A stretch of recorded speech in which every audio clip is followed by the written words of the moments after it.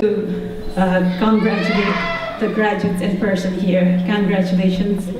And I also like to congratulate the parents and thank them for the effort in making their children see this day. Thank you, parents. Thank you so much. When the organizers invited me to come speak here, I went into thinking if I should write a speech, not write a speech, say something, and then I decided maybe I should start by telling a story. And for people, if you know the story, please bear with me. Let me begin with the story. There was once a farmer, and he, for some reasons, had stepped into a jungle, and he saw an egg lying on the jungle floor. He thought it was strange, but decided that he'll bring the egg home. So he brought the egg home and put it with the hen that he had to hatch it out. And the hen, after hatching it, the farmer realized that it was a baby eaglet, as we call it. But the baby eagle did not know that it was an eagle. So never for a day it turned his eyes to the sky. He lived his life pecking grains like the other chickens did. Not once did he look up. Not once did he see the sky. And the story ends with the eagle dying as a chicken, never for a moment realizing that it was an eagle. Okay, now there is another version of this story. Same way. It starts with the farmer going out into the jungle, bringing the egg home. And the eagle grows up with the chickens, thinking that it's a chicken. Now one day there is a huge chaos. The mother hen goes crazy. And it looks up, all the chickens are running around, the baby eagle is also running around. And he asks the mom, like, Mommy, what's happening? And the mom is like, get inside, there's an eagle, it's going to eat us up. So the baby eagle runs along with the other chickens and his mom for shelter. Of course, he's huge, not like the other small chickens who run up faster than he does. So he's caught by the eagle. And the big eagle sees that it's another eagle. So he says, what are you doing with the chickens? You are an eagle. You should be flying up in the sky. And of course it's like, no, please save me, I'm a chicken. I'm a chicken, please save me. And the eagle says, you are an eagle. But of course, he manages to get inside. Now the big eagle goes back to wherever he goes, but spends restless nights and days, thinking that another eagle is left with the chickens. So he makes another visit. Same thing happens. Everybody runs off. He's clumsy and big. And they meet again. So it takes 3-4 times to convince the baby eagle that it is an eagle. So after numerous convincing, he thinks maybe I should try flying to check if I am an eagle and not a chicken. So he gets on the roof of the coop and tries to fly, but has never done that. So off he falls, does not give up, and eventually he flies off. Now these two stories, one with the eagle thinking as that he is a chicken who never saw the sky. The other sees the sky, not only sees the sky, but flies off as an eagle and lives his rest of his life as an eagle, soaring the sky as the king of the sky and not on the land. Nicole. Now, this is up to us, I feel.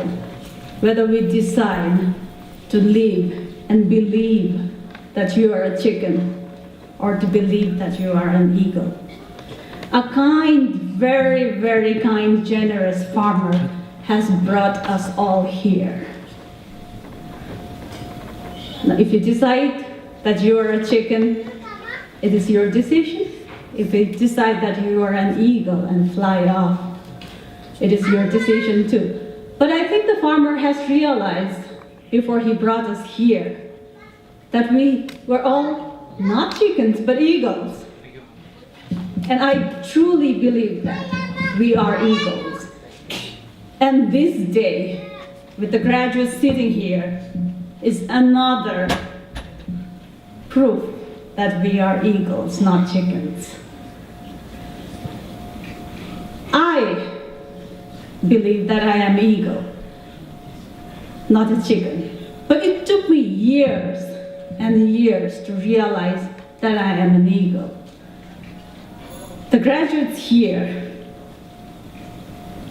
you are in the land of the eagles. I was not in the land of the eagles, although I realized I was an eagle, but I spent a long time thinking I was a chicken too. I spent my life looking down. I was told that I was a chicken. Time and again, reminded that I was a chicken. I may have tried to look up, but I was told I could not. There was a time, forget being an eagle, I did not know my name. I was somebody's mom, someone's wife, someone's kaki, bozo, Didi. For a few years, I had even forgotten that I was Yishi, forget being an eagle. It took me 14 years to step back into a classroom, to go back to college. Graduates here today, you are 14 years ahead of where I was when I was thinking of going to school. I know this is a very wonderful time, a time of excitement, achievement, but you have more challenging days ahead.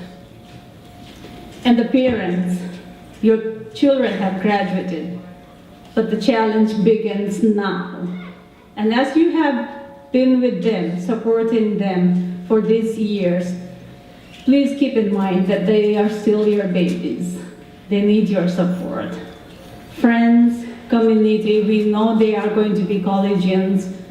Back in Bhutan, when you became a collegian, we used to call collegians those days. Even when you returned home from a college, you were treated different because you were equal to them. They knew that you were going to become an officer as soon as you graduate. It's not going to be so here. But here you have the freedom to become who you want, not somebody making what they want you to become. And keep that in mind. It is you again. You soar high and you choose your sky. You have the sky for yourselves. And like I said, there will be many people telling you to look down. There will be people saying that you are not an eagle. The sky is not yours. But keep in mind, day and night, that you are here for a reason. We have been brought here for reasons. It's not just you, the parents, and the community, the Buddhist community, should be thankful and grateful that you have been selected and brought here for a reason. The government has seen the potential in us. We have potential in us. Ralph Barker just mentioned that we are the easiest ethnicities to deal with. And that is our quality. We are not just easy to deal with. We are resilient. We can rise back. We can face challenges We have settled in the camps, lived in the camps for 20 years. This country has given us a new beginning, and this is how we give back, producing graduates every year. Not just producing, but keeping on going to higher levels. Now the graduates, some of you may have come with scholarships. Some of you already may have admissions to colleges. Those who do not have anything lined up right now, don't worry, there will be something for you. Our community, in the rush to survive, we think and our parents believe that we should get the best of everything. It is true, if you get the best of everything, that's a bonus. If you don't get the best of everything, that's still okay. I started off in a community college, 2 years college, like the Georgia Perimeter here. I went to New York Community School in a Queens college. And like I said, it was 14 years that I had been back to a classroom, and I was not your age. I had a 13 years old son when I went back to school. And I studied, I worked hard, and when I finished the 2 years, I had a perfect GPA. And my professors asked me, how do you get a 4.0? And what was my answer? My answer was, I'm studying for all the 14 years that I had missed. So if there was a 5.0, I would have still gotten 5.0 because I was studying all the time for the years that I missed.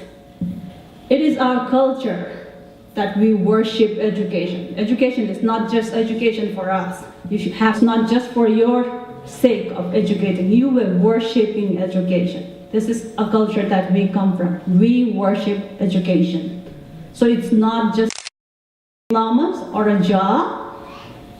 It is in our blood that we worship education. So getting 10 graduates getting Bill Gates, I'm not surprised. It is in us. We worship it. I'm not surprised. Maybe people are like refugees getting Bill Gates scholarship, Buddhists getting so many Buddhists. I am not surprised. We worship education. We have gods of education and wisdom. It is, as a new community, it will be challenging, but we have to stick to each other. Like Ralph mentioned, be the mentors, go out into the community, be the bigger brother that they lack. Now that you have experience and a degree, reach out to them. Reach out to the friends who did not come today. Tell them why this was important. Reach out to the juniors who are going to be invited for the ceremony next year. Be that link to the community. You don't, again, like I said, we have lived in the refugee camps for so long and we lack self-esteem. This is the only thing that we lack, self-esteem. But it's time, it is time. And these wonderful, wonderful graduates are giving back our pride. We are proud to have you sitting amongst us. And I would like to take this opportunity not just to congratulate the graduates of Georgia here, but all the Bhutanese that have been spread out to the 7 continents, the refugees who struggle, the graduates who have not seen Bhutan. Maybe they were born in the camp, some of them. Bhutan is only a name to them. And again, the idea of telling your stories, this is who we are as Bhutanese. It's in our blood to tell stories, spreading out word. We are very good at spreading out word. Because we tell stories. Tell stories about this to your younger brothers and sisters. Tell everyone that you have achieved, that you have graduated. It's something that you should not keep for yourself. Shout and scream to the world that you graduated. Shout and scream to the world that your parents helped you graduate. Shout and scream to the world that you have the future ahead. Shout and scream to the world that you're not chickens, but eagles. Shout to the world that you have the sky for yourself. Thank you.